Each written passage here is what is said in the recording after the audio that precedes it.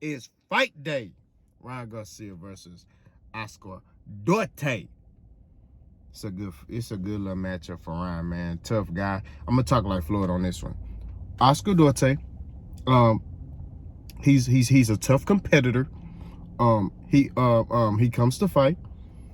But in the end, I think that Ryan Garcia is gonna prevail. You know, he's just God gifted and better. So that's what I see. Yep.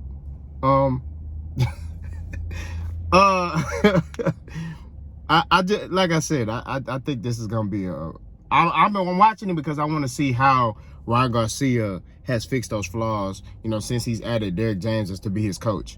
You know, if he has a poor performance, if he has a poor performance, this is gonna show like Ryan Garcia is that's who he is. You know what I mean? And I want y'all to, answer the question. Do you think that Ryan Garcia will be a better fighter under Derrick James? Now, I'm going to make a separate video talking about Derrick James by himself. You know what I mean? Because I want to talk about a couple things about the masterclass teacher, Derrick James. But I'm intrigued to watch the fight because I want to see what Ryan Garcia is going to do. I want to see, did he make those improvements, by keeping, when he throwing his two, keeping that hand there, and when he throw his jab, his chin is protected by his shoulder, because Ryan Garcia's chin typically be in the air when he throwing his shots. He is up here with it. So I want to see him kind of hunker down, settle down as well. You know what I mean? In that Tank fight, his mistake was he went after Tank. And, you being a taller Ranger fighter, you got to make Tank work. You know what I mean? And, Ryan Garcia did that in a lot of his fights where he gave up his height to a lot of fighters or his length. You know what I'm saying? So, he fought kind of stupid. We just going to be frank. So, hopefully, Derrick James will get him to be able to fight a different type of fight and, be a better fighter. You know what I mean? Be a better disciplined fighter. You know what I mean? Be patient and, let stuff, my bad, y'all moving my phone. Y'all hear that boy beating the block up? We hear that all the time in Houston. But, well, we're on the outskirts of Houston. We ain't in the city. But, like I said, I'm very intrigued to see how he's going to make those adjustments. Now, the problem between him and Golden Boy. Ryan Garcia, after this fight, needs to leave Golden Boy. I've been saying that. Why would you be with a company that doesn't support you, that, you lost the Tank, they weren't even there. You know what I'm saying? And that should have been, to a side right there. Like, I'm not working with y'all no more. Like, I would have been like, hey, I'm done. You know what I mean? We'll pay whatever I need to pay to get out my deal. Ryan Garcia needs to sign with Al Heyman. I feel like that'll be better for him as a fighter. You know what I mean? Just to grow and develop and, you know what I mean? He's already a big star, but I'm saying Al Heyman would know how to move him to where he can fight those fights and continue to get better. You get what I mean? That's what Al Heyman does. He puts his fighters in tough fights, but the tough fights that make you get better to where you could get to the elite competition. That's what he did with Errol. You know what I mean? Errol continued to develop as a fighter. He's considered one of still the best fighters, even after his loss to Terrence Crawford. You look at fighters like Keith Thurman, same thing, how he moved them. Sean Porter, it's how he move you. Like, he gonna put you in tough fights, but it's gonna be fights that's gonna get you better. It's not gonna be a fight where it's a landslide, like, for sure he finna beat him. You get what I mean? I figure if Al Heyman had Boots, he would move Boots that way. But Boots is not signed to Al Heyman. Boots is signed to, and a lot of people think Boots is under PBC. He's not. Boots is on his own. He's signed to some smaller promotion company, if I'm not mistaken. Somebody, Manager Marty or somebody, y'all could correct me if I'm wrong, because y'all know Boots. But I think he signed to a smaller promotional company, and he had a deal with Showtime. Showtime signed him for particular, fights because he was entertaining. You get what I mean? But he's not signed to PBC. I don't think he's under the PBC banner. So I think, Ryan Garcia making that move to PBC would be better suited for him. I feel like it just be better altogether. It would also help him build his profile as a fighter and get more respect as a fighter. You get what I'm saying? Because a lot of these guys really don't respect Ryan Garcia as a fighter. You know, his stardom, let's just be real, his stardom was built outside the ring. It wasn't built inside the ring. You get what I mean? He built his platform, his profile outside of boxing. And then he used that to gain as leverage inside of boxing. You get what I mean? So, like I said before, I just think that with Ryan Garcia, he needs to go ahead and make that move to PBC and Al Haymon. You know, there's a lot of fighters on PBC don't have anything bad to say besides Adrian Broner. And look what happened to him. Look what he doing right now. Adrian Broner. What was that boy name? He was a big fighter back in the day. I forgot his name. He was like a Middle Eastern guy. Dang, I forgot his name. He talked bad about Al Haymon, and this dude hasn't fought since then. You get what I mean? So like I said before, it's one of those things where Al Haymon take care of fighters. I just saw an interview with Danny Garcia on YSL Sports Media. Shout out to him.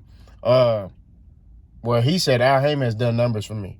And you don't hear too many fighters speaking negatively about Al Haymon. You know what I mean? They're very positive about Al Haymon. They speak very candidly and a lot of great things about Al Haymon. And he's changed these guys' lives in boxing. You get what I mean? Like Danny Garcia said, he probably wouldn't be where he is right now if it weren't for Al Haymon. You get what I mean? I'm pretty sure Errol Spence could say the same thing. You get what I mean? Because the style of fighter that Errol Spence is. Errol Spence doesn't have a style that, I mean, it's an action-packed style, but let's just be real, right? In the black community, a lot of the blacks don't like Errol Spence style because it's not like flashy. You know what I'm saying? A lot of black people, like, we just gonna keep it 1,000, like flash.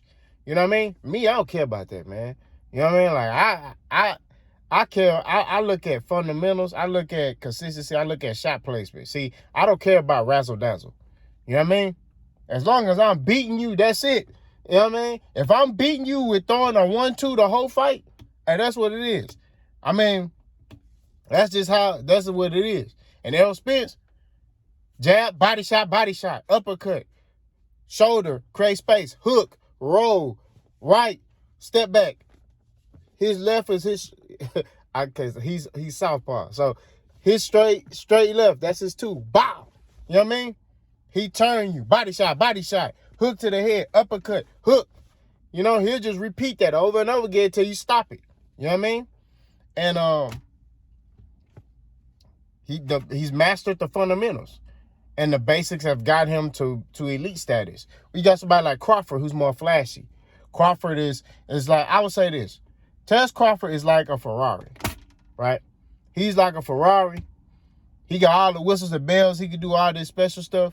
Errol Spence is like, I'll say a Cadillac Escalade, CTS, the brand new one. You know, it ain't too fancy, but it gets the job done. You know, that's what Errol Spence is. Tess Crawford is flash. He's flash, razzle-dazzle, Ferrari, Maserati. You know what I mean? Errol Spence, Cadillac, brand new Honda Accord. You know what I mean? Get the job done. That's how you compare the two. But I would still say Errol Spence is more fundamentally sound than Tess Crawford. You know what I mean? More fundamentally sound as a fighter than Tess Crawford. It's just Tess Crawford flashy style was able to overcome Errol Spence's basic style. You get what I mean? So, and looking at this fight, you know, I forgot what I was talking about. I think I was talking about Ryan Garcia. Yeah. To get back on topic with Ryan Garcia, I think Ryan Garcia, I'm definitely gonna have eyes on this fight. I want to see how he moves. But him signing the PBC will be best for his career. That's my opinion. Ryan Garcia need to sign to PBC. That's what it is. Yeah, but like I said before, I got Ryan Garcia winning this fight by stoppage. I think Ryan Garcia, to get back on topic, I think Ryan Garcia will stop Oscar Duarte. I'm going to say round 6. I say between 6 and 9. I think Ryan gonna spark him. You know what I mean?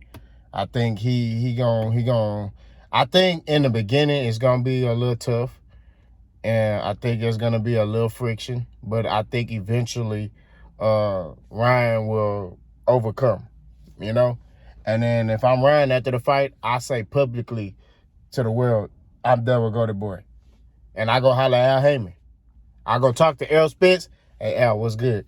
Let's get this done. The bigger, let's make these big fights happen. You know what I mean? And that's what it is. That's what you do. You know what I mean? Al Heyman got some good 140 pounders on his roster. You know what I mean? You got I can't think of names right now, bro. I don't like when I do that because I can see their face, but I can't think about their name. You got Gary Antoine Russell, 140. You know what I mean? He got a lot of Matias. He got a lot of compo at that weight. You know what I'm saying? So I think Ryan Garcia needs to go over there and do his thing and shine, bro. That's what it is. But y'all let me know what y'all think. Boss gone.